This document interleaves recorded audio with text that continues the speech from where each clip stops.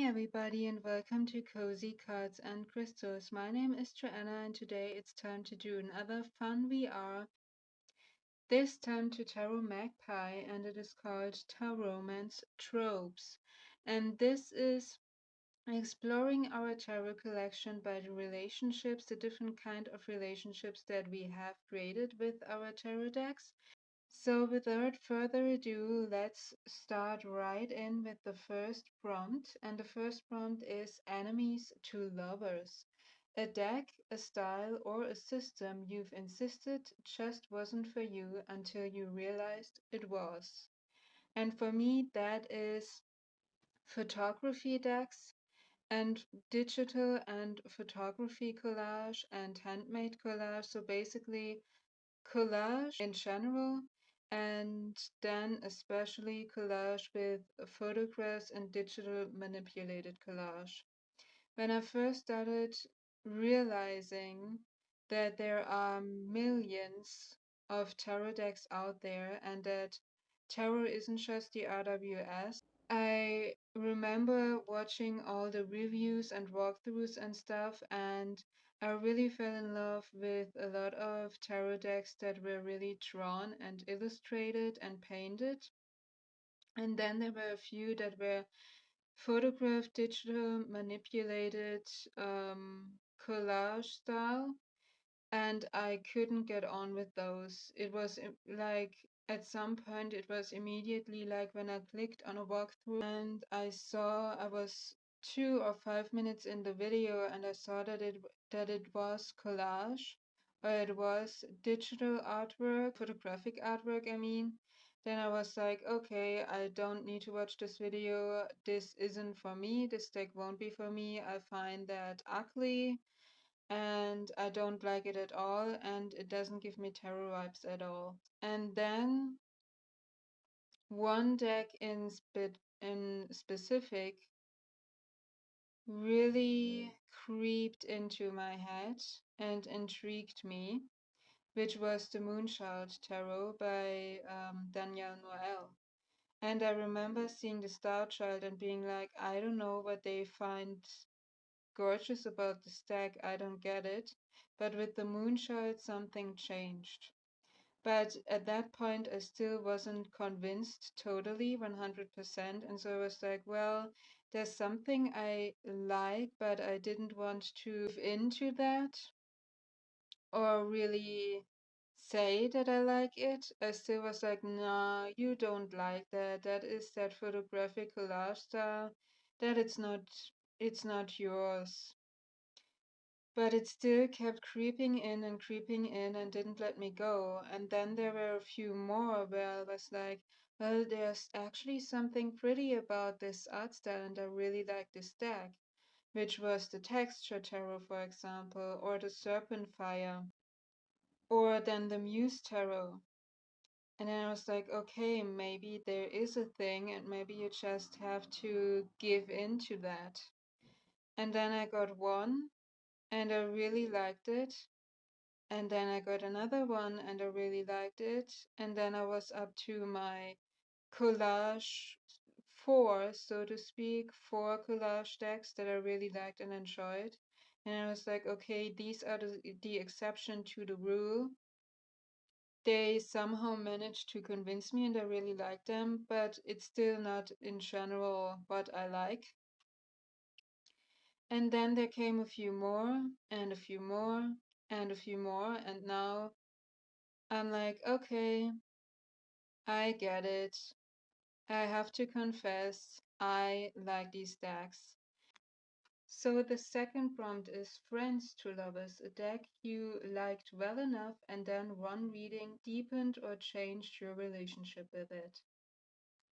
And there it is, the Moonchild Tarot. This deck hadn't really an easy way with me. It started with it being having photographic elements to it, being digital collage, and so it really had to fight and pop up in my feed on Instagram, on TarotTube over and over and over again until I really managed to confess and say to myself, okay, I like it, even though it has that art style. And then I liked it, but it wasn't like a super deep connection with it that had formed. And I still wasn't really super in love with it.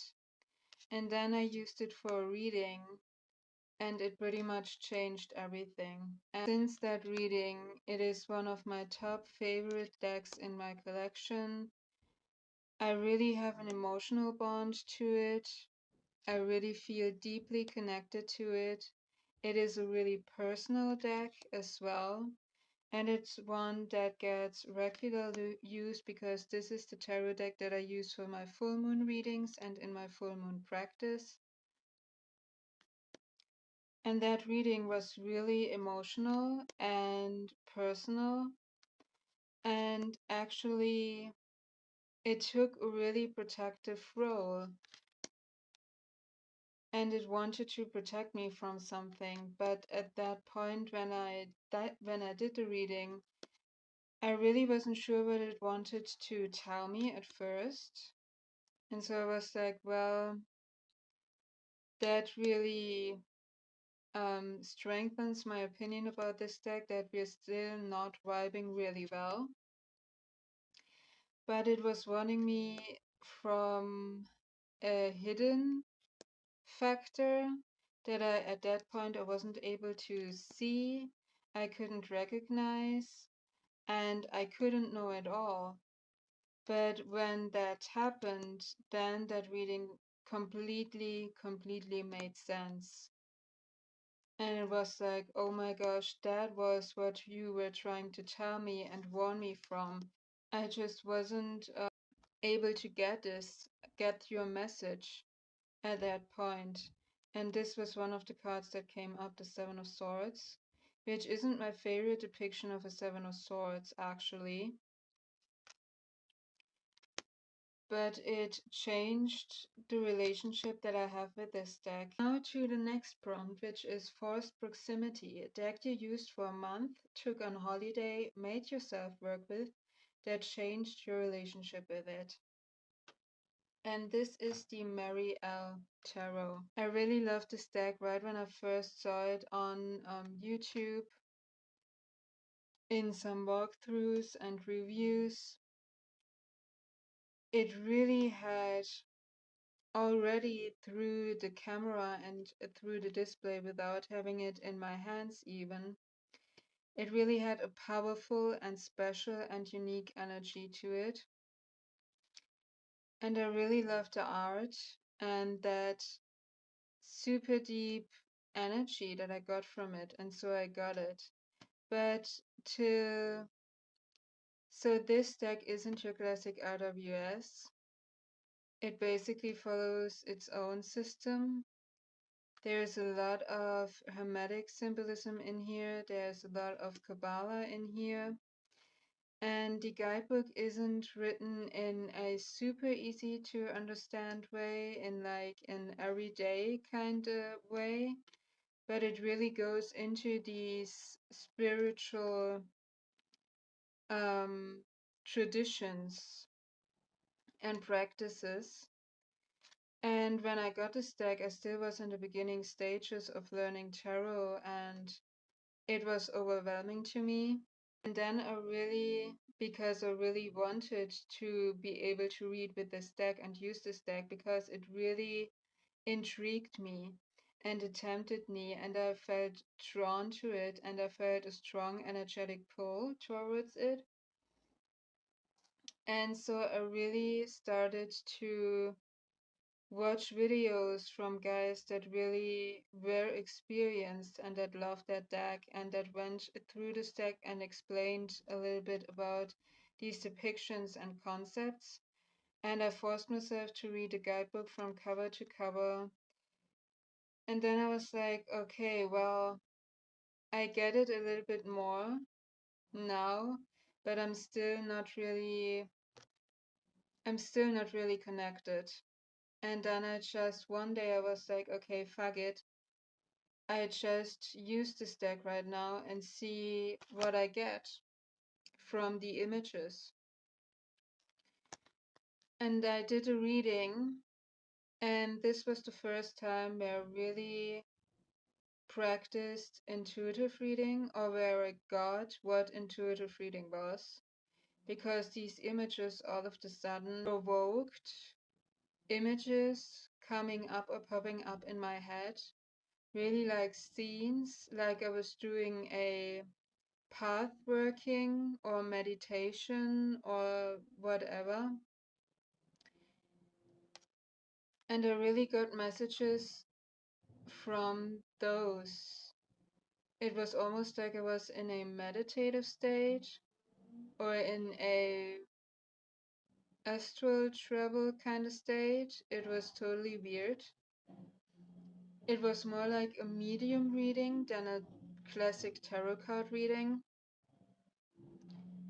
And this was about my past life, or one of my past lives.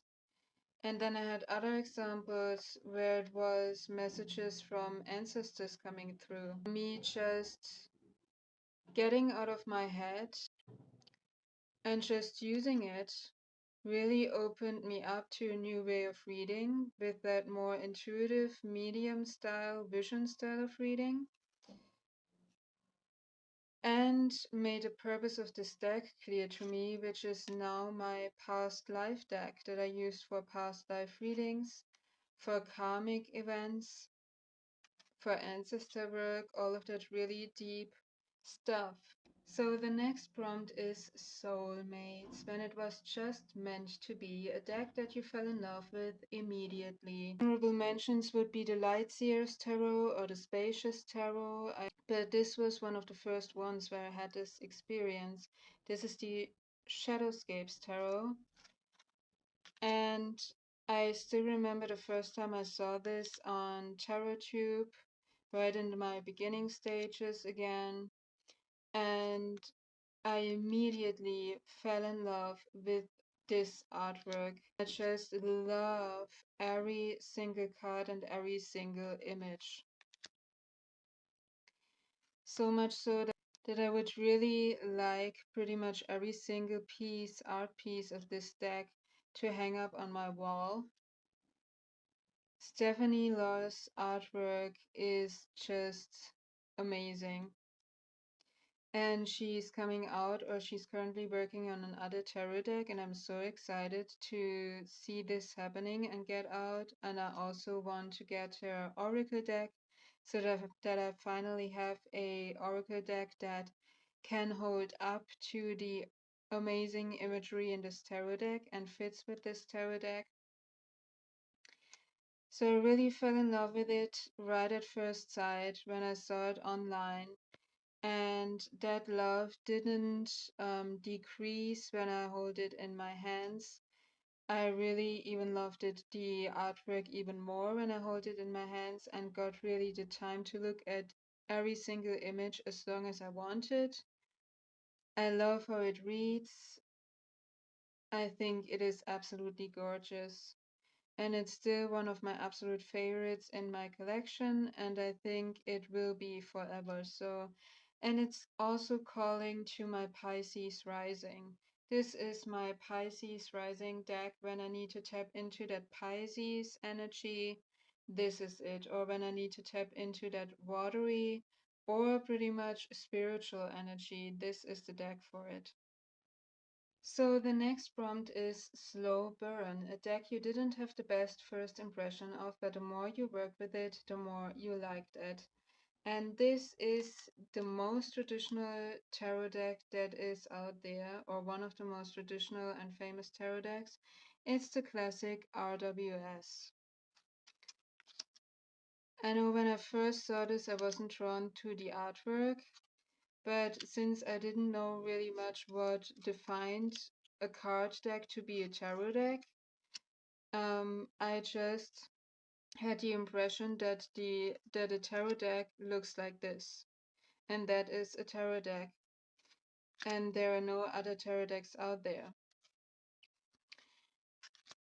And then, but this still was my first tarot deck because here in Germany at the time when I started getting into it, there wasn't really anything available here in Germany. And so if you were lucky, you could get a starter kit with the RWS deck, and a little how to read tarot book with it, which was pretty much bullshit. Now I feel confident saying that because now I know and can read tarot. And I didn't vibe with the artwork and I didn't got the tarot system pretty much because of that bullshit guidebook. And so I was like, okay, maybe then I'm just not good enough, or I don't have the talent to read tarot. I'm not able to do it. Then I saw the whole tarot tube community that something like that existed, and I saw that tarot could look different and what tarot actually is. And I got my first tarot deck, which was the Tarot of Vampires by Ian Daniels. Because I was a fan of vampires, I still am. And pretty much everybody said that the book was pretty good and had a lot of information, and that was actually what I needed at that point to understand tarot. And so I did pretty much start my tarot journey from there. But then when I finally was able to read tarot and understand tarot, I still had this deck around, and then I was like, well, let's see if I can finally read tarot with the traditional tarot. And I was able to read with this as well, but I still wasn't a huge fan of it, even though I knew by then that basically every modern tarot deck is based on the interpretations and the symbolism of the RWS, or at least a lot of them. And then I took the time to really dive into these images and take a look at the details, and I recognized so many details that I haven't even noticed before. And I was really fascinated by that. And then all of the different little details and what they mean and how they interconnect the different cards with each other. There's a complete like spiral of information and of things you can dive into and get from these cards and these images. And now I really appreciate this artwork. And I also learned more about Pixie and the way she created these images and all of that. And so now I appreciate this artwork and I actually love this artwork. Sometimes I really get this deck out because I really want to have the traditional artwork, and I love the traditional depiction and symbology, and also love to explain people who have nothing to do with tarot when I read for them. I love to use this traditional one because I love to explain how that meaning or what I'm getting in the reading really you can see and explore in the images in this deck. And now I really love it. The next prompt is Opposites Attract. This deck is not your usual style, but you love it anyway. And this is the Guardian Angel Tarot. This is the German version. I was lucky enough and managed to get a German version, at least, which is also out of print right now since the whole Doreen Virtue dilemma. And this one, all of the Doreen Virtue decks, I was like, oh my gosh. I don't like these decks. I don't like the artwork. It was pretty cheaply done collage sometimes, or digital manipulated. This one a little bit of an exception because this uses pretty much vintage artwork in a lot of ways. I don't like the messages of Doreen Virtue. They're over positive and fluffy and like angely and God and all of that stuff, which wasn't mine at all. This image I really, really love. I find it so funny with that dog. And then I saw Dawn Michelle talking about this deck as being the deck that she pulls a card from before she goes to bed because it is easy to read because you have the message right there and it's not too confronting. So it was just a nice, gentle message to think a little bit about, but not too much, and to calm down and to close off the day and reflect upon. And I really like that idea. And then I saw Lisa Papez talk about it being infected by Dawn Michelle. And I was like, I'm kind of intrigued to get this deck, but I still was like, well, I don't really need it. And usually these positive kind of things aren't really my style. And then I really was like restructuring my tarot collection and card collection in general, like decluttering, reorganizing, and putting them into sections and categories. These are the decks for new moon, these are the decks for full moon, these are the decks to help me for past life and ancestor work and all of that stuff. And I really wanted specific decks, and I already had specific decks which are connected to my dogs, for example, which are already passed away, to my mom, to me and my higher self, my personal deck, so to speak, and to my grandma, which who is still alive. But I wanted her energy in decks as well. And I already had a tarot deck connected to her, which was basically a coincidence because there was a point where she got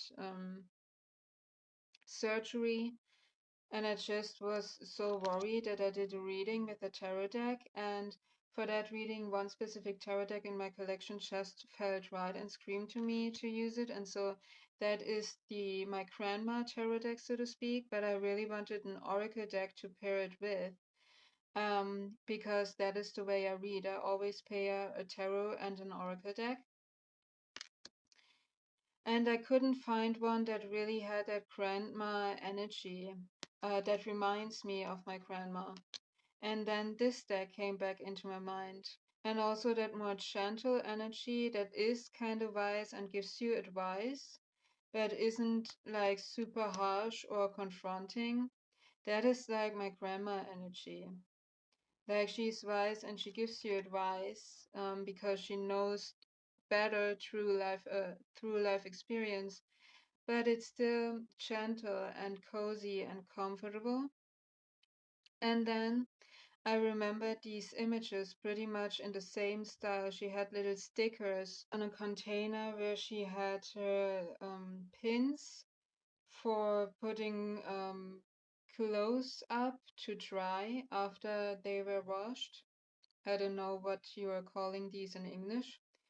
And I remember every time she got upstairs to the attic to hang out the clothes to dry, it was always the most exciting thing for me as a little child to go up there with her because you had a really good view out from the attic window over pretty much the whole city because it was really high.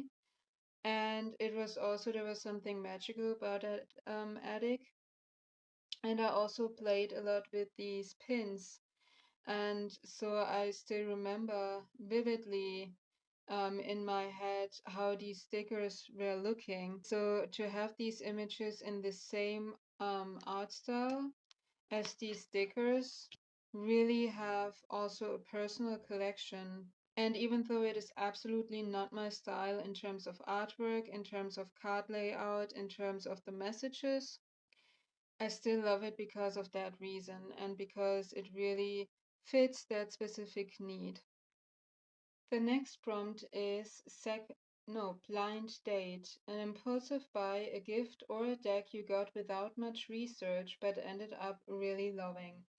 And for this prompt, I have these two decks in here. So I was actually on the hunt or on the search for a vintage Morgan Greer person that offered that vintage Morgan Greer to a pretty reasonable price. Also had some other tarot and oracle decks on their page to offer. And these were two of them that I really was intrigued by, and so I got them even though I haven't seen or heard anything about them here on TarotTube. This is the Gay Tarot. It's by Lo Scarabeo. It's still available, and this is the French version Tarot Quantique. There's also an English version out there, which is the Quantum Tarot, also mass market. And so they were really, really affordable. And since I already got a Morgan Creer from her, I thought, well, now I have this opportunity to get some more decks for a really affordable price, like maybe $5 or $10. And so if they aren't for me or I don't like it, it isn't a huge deal, and I just got them. And with the Gay Tarot, I knew that this was a completely masculine deck, and I was on the hunt for one because there's so many female-only decks out there, or decks that are focusing on the goddess or on the divine feminine. And I have some of those, and I really love some of those, but I really wanted a balance in my collection, and I hadn't had one which is only focusing on the divine masculine, actually. It turned out I opened them, I flipped through them, and I really love these decks.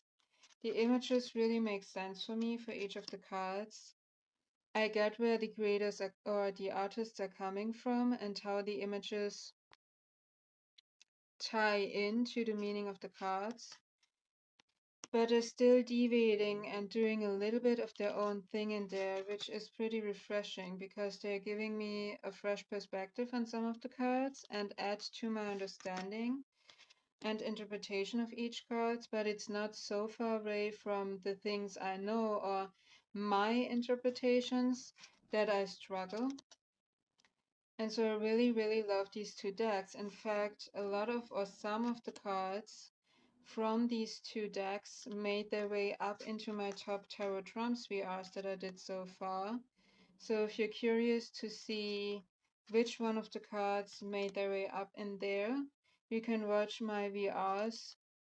They are in my VR playlist on TarotTube. If I remember, I will also put a link to these videos in the video description down below. So the next prompt is Second Chance, a deck you plan to get rid of that worked its way back into rotation, or a deck that you did move along and ended up repurchasing.